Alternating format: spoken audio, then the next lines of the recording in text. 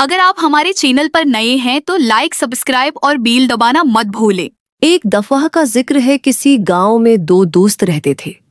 सारा दिन घूमते, कोई काम न करते और गांव वालों को परेशान करते।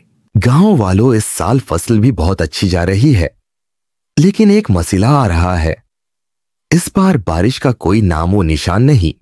अगर ऐसा ही रहा तो खुश्कसाली रहेगी और पानी का बंदोबस्त न किया गया तो हमारी फसलें तबाह हो जाएंगी। हम भूखे मर जाएंगे। हमें उसका कोई ना कोई हल निकालना होगा।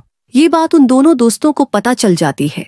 दोनों दोस्त गांव वालों को मशूरा देते हैं, बड़े डैम बनाते हैं, यानी जमीन को खोद देते हैं, और जब बारिश होगी तो पानी उनमें जमा हो जाएगा और उससे ही हम अपनी फसलें पकाएंगे।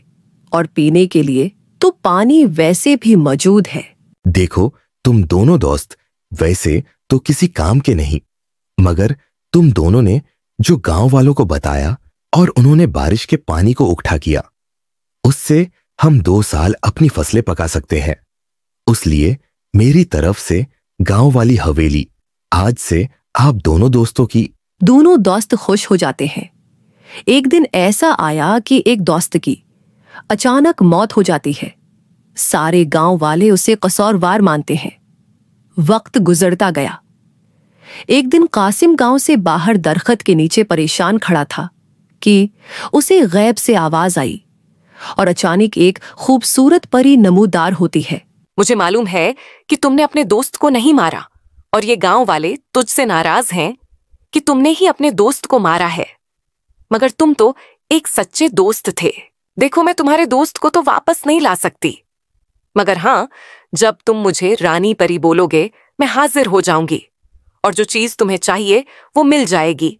इतना मैं तुम्हारे लिए कर सकती हूँ और आज से तुम मुझे अपना दोस्त ही समझो। सुनो कासिम, उस बार सारा पानी खत्म हो चुका है, बारिश भी नहीं आई। अब सारे किसान परेशान हैं, उसका हल निकालो। सरपंच जी, आप परेशान ना हो, मैं घर जाकर कुछ करता हूं। पूरी गांव में खुशकसाली है। ऐसा करो कि बारिश आ जाए, डैम में पानी भर जाए और खेत सरसब्ज हो जाए। कासिम जैसे परी को कहता है वैसे ही होता है। खेत हरे भरे हो जाते हैं और डैम पानी से भर जाता है। हर तरफ गांव के चर्चे होने लगते हैं। लोग शहर से गांव की सैर करने आते। कासिम बेटे, ये तुमने कैसे किया?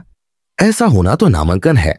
मेरे पास एक परी है जिसे मैं हुक्म देता हूं और वो सारा काम कर देती है। जब से मेरे दोस्त की वफात हुई है तब से परी ही मेरी दोस्त है, क्योंकि गांव वाले तो मुझे बुराबला कहते थे।